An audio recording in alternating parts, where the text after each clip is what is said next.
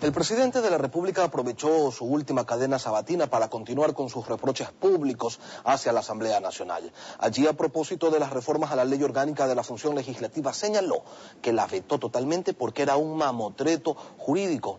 Lo dijo en los siguientes términos.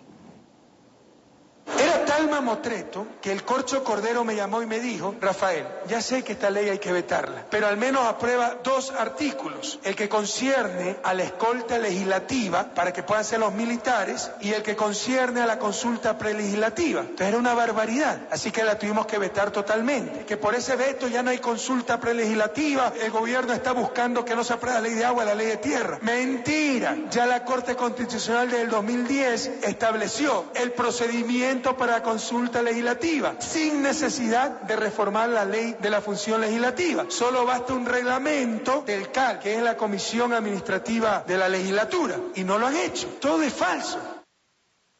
Mauro Andino es asambleísta de Alianza País, se encuentra en los estudios de la capital y queremos preguntarle por qué razón una asamblea que, de acuerdo al presidente Fernando Cordero, es una de las mejores calificadas en los últimos años, termina aprobando mamotretos, según lo dicho por el presidente. Buen día. Gracias, buenos días, Lenin. Yo respeto la posición y decisión del presidente de la República, del compañero presidente, pero no la comparto. No la comparto porque ese proyecto de reformas a la Ley Orgánica de la Función Legislativa contenían algunas disposiciones sumamente importantes. Por ejemplo, lo que tiene que ver precisamente con la consulta prelegislativa. A pesar de que la Corte Constitucional, en la sentencia que expidiera en el año 2009, determinó ya los mecanismos para que la Asamblea pueda llevar a cabo precisamente esta consulta prelegislativa. Y es por ello que aspiro hoy que el CAL, siguiendo los lineamientos de la Corte Constitucional, pueda emitir un reglamento o un instructivo para viabilizar precisamente, no solamente lo que tiene que ver la consulta prelegislativa en el proyecto de ley de aguas, en el proyecto de ley de culturas u otros proyectos a los que la Constitución manda a que se cumpla con esta consulta prelegislativa. Este tipo de reproches no generan quizás una dependencia cada vez mayor del legislativo hacia el ejecutivo, hacia Carondelet. No, yo creo que no, definitivamente. Si bien el presidente en su carta, a lo mejor se excedió un tanto el compañero Rafael Correa, pero también hay que ver a quiénes va dirigida esa carta. Lo que no comparto es que se generalice, porque no podemos estar en el mismo saco todos los asambleístas. Mire, ejemplo, en la Comisión de Justicia y Estructura del Estado que yo presido, han ingresado 65 proyectos de ley. 65 proyectos de ley desde el mes de septiembre hasta la presente fecha. Tenemos un Código Penal integral de más de 1084 artículos. He sido ponente en 15 proyectos. Primer debate, 17 que han pasado por el Pleno. Segundo debate, 7. Aprobado 6, 1 con el veto. Solicitudes de indulto, 9. Y así una serie de resoluciones. En consecuencia hay que preguntar, o están resentidos, o están molestos, o están con el rabo entre las piernas, aquellos que lamentablemente no cumplen con su función. A ellos creo que va dirigido este llamamiento que hace el presidente a través de su exhorto y no a todos los asambleístas. Entre esos resentidos, entre esos que están con el rabo entre las piernas, ¿hay gente de país? Bueno, a lo mejor es probable. Mire que yo en una de las sesiones de la Asamblea, yo señalé que sería necesario, por ejemplo, que el presidente de la Asamblea haga o disponga una auditoría de trabajo para saber quiénes son los asesores de varios asambleístas, quiénes son sus secretarios, prosecretarios, asistentes, porque a muchos no se los conoce, no han aportado, no saben, o basta mirar igual los registros de asistencia de los diferentes asambleístas a las comisiones y saber qué han hecho, qué han aportado. Realmente hay falta de responsabilidad de muchos asambleístas al no cumplir con sus funciones. Volviendo al tema de la consulta prelegislativa, si la Corte Constitucional desde el 2010 aprobó que la Asamblea reglamente las consultas prelegislativas, ¿por qué razón no lo han hecho? Se pasan la bola entre Ejecutivo y Legislativo, el tiempo pasa y las consultas no se realizan.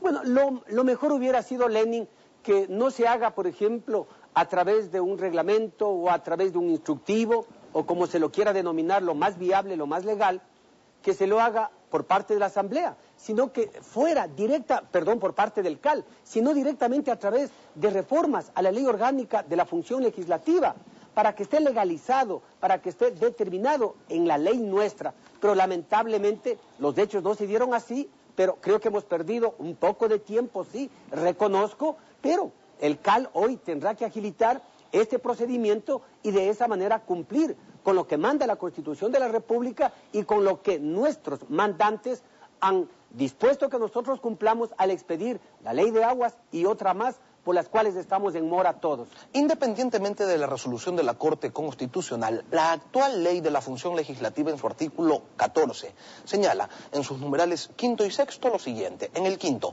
elaborar y aprobar el orgánico funcional y todos los reglamentos necesarios para el funcionamiento de la Asamblea Nacional. Estas son las funciones del CAL, del Consejo de Administración de la Legislatura. Y en el punto sexto se dice que deberán conocer y adoptar las decisiones que correspondan a fin de garantizar el idóneo, transparente y eficiente funcionamiento de la Asamblea Nacional. Pero resulta que legislar es un derecho constitucional. Vía reglamento, como lo propone el presidente y como lo aprobó la Corte Constitucional, jurídicamente no suena muy coherente. Hace un momento usted utilizó una frase y dijo, es más legal, o sería más legal si estuviera la consulta prelegislativa dentro de la ley. Y usted sabe, doctor Andino, que no existe lo más ni lo menos legal. O es legal o no lo es. Entonces, ¿dónde debería o cuál debería ser el origen de esa consulta prelegislativa desde el estricto campo del derecho? ¿Una ley o un reglamento? Bueno, a lo mejor el término no fue el adecuado de que sea más legal o menos legal, pero la Asamblea tiene las facultades precisamente para expedir un reglamento, así manda nuestra propia ley, ¿sí? Los reglamentos que sean necesarios precisamente para el cumplimiento de sus funciones. Y entre esas obligaciones está de llevar a cabo precisamente la consulta prelegislativa. Y en base a ello es que la Asamblea, cumpliendo el mandato de la Corte Constitucional, que es el máximo organismo del país, inherente a la constitucionalidad, y al existir una sentencia en firme, no podemos nosotros desacatar aquella resolución.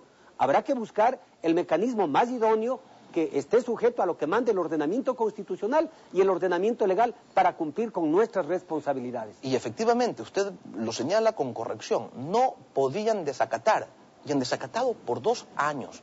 Porque esa sentencia de la Corte Constitucional fue en el 2010. Le pregunto, asambleísta, ¿hubo negligencia de parte de ustedes que, teniendo mayoría en el CAL, porque siempre la han tenido, no crearon este reglamento oportunamente, luego de ser, a la brevedad posible, luego de ser emitida la resolución de la Corte Constitucional, para poder hacer estas consultas prelegislativas, que son paso fundamental en el tratamiento de las leyes de tierras y de la ley de aguas, cuya elaboración, al igual que la ley de comunicación, fue ordenada por la Constitución?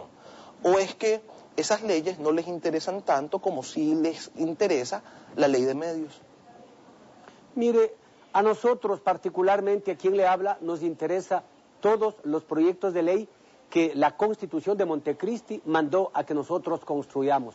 Todas, absolutamente todas, y reconozco, estamos en mora, sí. Y es por ello que yo exhorto a todos los asambleístas a que cumplamos con nuestros deberes, a que cumplamos con nuestras obligaciones. Por otra parte, es el CAL el que tiene que responder si es que en verdad incumplió por negligencia, por omisión, o simplemente se confió en que se podían llevar a cabo las reformas a la ley orgánica de la función legislativa, insertarlo precisamente en esta normativa y cumplir con el mandato constitucional. Lamentablemente eso no ha ocurrido y hoy nuevamente el CAL tendrá que retomar ese trabajo y cumplir con ese mandato de carácter constitucional y legal. ¿Podríamos decir, le consulto asambleísta, podríamos decir que no hay reglamento, no hay cómo viabilizar las consultas prelegislativas? Porque... No, hay cómo. No, porque hasta hay el que dar momento. estricto cumplimiento a lo que dice la Corte. Me refiero hasta el momento, sí, debieron cumplirlo desde el 2010. Es más, de hecho, se discutió en la Asamblea la posibilidad de emitir una normativa a través de un reglamento que surja, que nazca precisamente desde el CAL, y sin embargo no se lo hizo. Entonces, ¿qué pasó? Usted me dice, se confiaron. O sea, ¿es realmente así de inocente esta situación? No, yo había puesto varias posibilidades, a lo mejor un exceso de confianza de que realmente a través de la reforma a la ley orgánica de la función legislativa se podría introducir como una reforma que quede más firme, hablemos, en las reformas, o simplemente hubo alguna omisión, pero quienes tienen que responder son precisamente los miembros del CAL. Asambleísta, aprovechando su presencia, quisiéramos tocar el tema de la ley de comunicación, y es que ha surgido una duda, que se fundamenta en que desde el mismo oficialismo, por un lado dicen una cosa y por otro lado nos salen con otra totalmente distinta. Lo invito a observar un claro ejemplo de esta afirmación. Nosotros tuvimos la oportunidad con Fernando Cordero de conversar hace unas 2 semanas con el presidente de la República, y créame, lo digo con total sinceridad y transparencia, de lo que revisamos con el presidente de la República y algunos compañeros ministros del texto del proyecto, creo que sin lugar a equívocos, más de un 90% o un 95% de lo que pudimos analizar, el presidente estuvo de acuerdo. ¿Está usted al tanto de todos los artículos de esta ley? Créame, no conozco la ley, yo no la he leído. La otra vez tuve una reunión con los coordinadores de mi bloque asambleísta para decirme algunos disensos que habían, escuchar mi opinión, pero no conozco la ley. Entonces, ¿qué mismo ocurre aquí? Porque usted hace 14 días nos decía que el presidente Correa no solamente conocía el proyecto, sino que estaba de acuerdo con un 95%, y el primer mandatario, 7 días después de su declaración, señala que no lo conoce. Nosotros nos reunimos con el compañero presidente, con Fernando Cordero, estuvo María Augusta Calle, estuvieron varios ministros, y allí yo le fui dando a conocer el texto de los artículos casi en un gran porcentaje y los más polémicos. Y yo me ratifico en lo que dije en esa entrevista, precisamente en este medio, porque es la verdad.